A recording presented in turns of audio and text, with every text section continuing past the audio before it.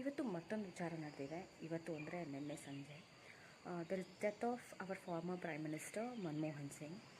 So ಅವ್ರ ಬಗ್ಗೆ ತುಂಬ ಹೇಳೋ ಅವಶ್ಯಕತೆ ಏನಿಲ್ಲ, ಎಲ್ಲರಿಗೂ ಕೂಡ ಗೊತ್ತು. ರಾಜಕೀಯದಲ್ಲೇ ಅವ್ರದ್ದೇ ಆದಂತಹ ಛಾಪನ್ನು ಮೂಡಿಸಿರುವಂತಹ ವ್ಯಕ್ತಿ. ಒಂದಷ್ಟು ಸಾಧನೆಗಳು, ಸಮಾಜಕ್ಕೆ ಒಳಿತು ಮಾಡುವಂಥ ಕೆಲಸಗಳು ಅಂತ ಹೇಳ್ಬೋದು. ಹೌದು, ಅವ್ರು ತುಂಬ ಸೈಲೆಂಟಾಗೇ ಇದ್ದರು ಕೊನೆವರೆಗೂ ಕೂಡ. ಸೈಲೆಂಟಾಗೇ ಇದ್ದರು, ಅವ್ರ ಕೆಲಸನ ಅವರು ಅಚ್ಚುಕಟ್ಟಾಗಿ ನಿಭಾಯಿಸಿದ್ದಾರೆ ಅಂತ ನನಗಂತೂ ಅನಿಸುತ್ತೆ.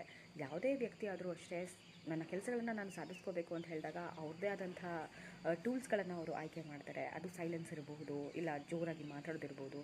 ಸೊ ಅವ್ರದ್ದೇ ಆದಂಥ ಸ್ಟೈಲ್ಸ್ ಇರುತ್ತೆ. So he is one of the best known for his silence ಅಂತ ಹೇಳ್ತೀನಿ.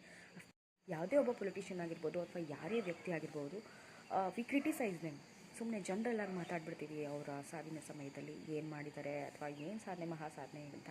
ಖಂಡಿತವಾಗ್ಲೂ ಅವರ ಜೀವನದುದ್ದಕ್ಕೂ ಒಂದಷ್ಟು ಚಾಲೆಂಜಸ್ಗಳನ್ನು ಫೇಸ್ ಮಾಡಿರ್ತಾರೆ ಅಥವಾ ಒಂದಷ್ಟು ಅಚೀವ್ಮೆಂಟ್ಸ್ಗಳನ್ನು ಮಾಡಿರ್ತಾರೆ. ಒಬ್ಬ ಸಾಮಾನ್ಯ ವ್ಯಕ್ತಿನೇ ಆಗಿರ್ಬೋದು ಅಥವಾ ಈ ಥರ ಪೊಲಿಟಿಷಿಯನ್ಸೇ ಆಗಿರ್ಬೋದು, ಬಿಸ್ನೆಸ್ ಮೆನ್ಗಳೇ ಆಗಿರ್ಬೋದು, ಯಾರೇ ಆಗಿರ್ಬೋದು, ಅವ್ರಿಗೆ ಅವ್ರದ್ದೇ ಆದಂತಹ ಆತ್ಮಗೌರವ ಇರುತ್ತೆ.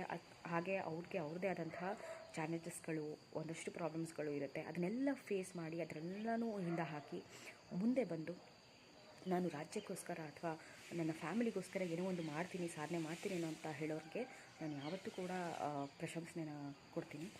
ನಾವು ಯಾವತ್ತೂ ಅವ್ರು ಹೀಗೆ ಅವ್ರು ಹಾಗೆ ಅಂತ ಹೇಳೋದ್ರ ಬದಲು ಕ್ರಿಟಿಕ್ಸ್ ಯೂಶ್ವಲಿ ಆ ಥರ ಕೆಲಸಗಳನ್ನು ಮಾಡ್ತಾ ಇರ್ತಾರೆ.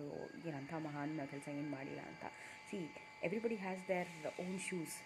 ಸೊ ಅವ್ರ ಶೂಸಲ್ಲಿ ಅವ್ರು ನಿಂತ್ಕೊಂಡಾಗ ಖಂಡಿತವಾಗ್ಲೂ ಅವರು ಸಾಧನೆಗಳನ್ನ ಖಂಡಿತವಾಗ್ಲೂ ಮಾಡಿರ್ತಾರೆ. ಯಾರೇ ಒಬ್ಬ ಬಡ ವ್ಯಕ್ತಿ ಆಗಿದ್ರೂ ಕೂಡ ಅವ್ನ ಲೈಫಿಗೆ ಏನು ಬೇಕು ಅನ್ನೋದನ್ನು ಅವ್ನು ಖಂಡಿತವಾಗ್ಲೂ ಮಾಡ್ಕೋತಾನೆ. ಇದ್ರ ಜೊತೆಗೆ ಒಂದು ಎಕ್ಸ್ಟೆಂಡ್ ಹ್ಯಾಂಡ್ ಕೂಡ ಚಾಚ್ತಾನೆ, ಇಲ್ಲ ನನ್ನ ದೇಶ ಅಥವಾ ನನ್ನ ರಾಜ್ಯ ಅಂತ ಬಂದಾಗ. ಸೊ ಆ ಥರದ್ದು ಒಂದು ಕೆಲಸಗಳನ್ನು ತುಂಬ ಸತಿ ಮಾಡಿರುವಂಥ ಎಲ್ಲ ಮಹನೀಯರಿಗೂ ನಾನು ನನ್ನ ತುಂಬ ಹೃದಯದ ಕೃತಜ್ಞತೆಯನ್ನು ಸಲ್ಲಿಸ್ತೀನಿ. ಸೊ ಈ ಥರದ್ದೆಲ್ಲ ಆದಾಗ ಖಂಡಿತವಾಗ್ಲೂ ಬೇಜಾರಾಗುತ್ತೆ. ಹೋಗೋದು, ಸಾವು ಎಲ್ಲರಿಗೂ ಬಂದೇ ಬರುತ್ತೆ. ಡೆತ್ ಇಸ್ ಇನ್ಎವಿಟಬಲ್ ಅಂತ ಹೇಳ್ತಾರೆ. Yes, we have to accept it and we have to go forward. ಅದ್ರ ಜೊತೆಗೆ ನಾವು ಅದರಿಂದ ಏನು ಕಲಿತಿದ್ದೀವಿ ಅದನ್ನು ನಾನು ಯೋಚನೆ ಮಾಡ್ತೀನಿ. ಓಕೆ, ಇವ್ರ ಲೈಫ್ ಸ್ಟೈಲ್ ಹೀಗಿತ್ತು ಅಥವಾ ಇವ್ರು ಏನೇನು ಸಾಧನೆಗಳನ್ನು ಮಾಡಿದ್ದಾರೆ, ನಮ್ಮ ಕೈಲಿ ಇನ್ನೇನು ಮಾಡೋಕ್ಕೆ ಸಾಧ್ಯ, ಅಥವಾ ನನ್ನ ಲೈಫಲ್ಲಿ ನಾನು ಇನ್ಯಾವ ಥರ ಚಾಲೆಂಜಸ್ಗಳನ್ನು ಫೇಸ್ ಮಾಡ್ತಾಯಿದ್ದೀನಿ ಅಥವಾ ನಾನು ಇನ್ನೇನು ಅಚೀವ್ಮೆಂಟ್ಗಳನ್ನು ಮಾಡಬಹುದು ಅನ್ನೋದನ್ನು ನಾನು ಯೋಚನೆ ಮಾಡ್ತೀನಿ. ಕ್ರಿಟಿಸೈಸ್ ಮಾಡೋ ಬದಲು ಆ ವ್ಯಕ್ತಿ ನಮಗೆ ಏನನ್ನು ಕೊಟ್ಟಿದ್ದಾರೆ ಅನ್ನೋದನ್ನು ಒಂದು ಸತಿ ಯೋಚನೆ ಮಾಡಿ ಅಂತ ಹೇಳ್ತೀನಿ. Thank you.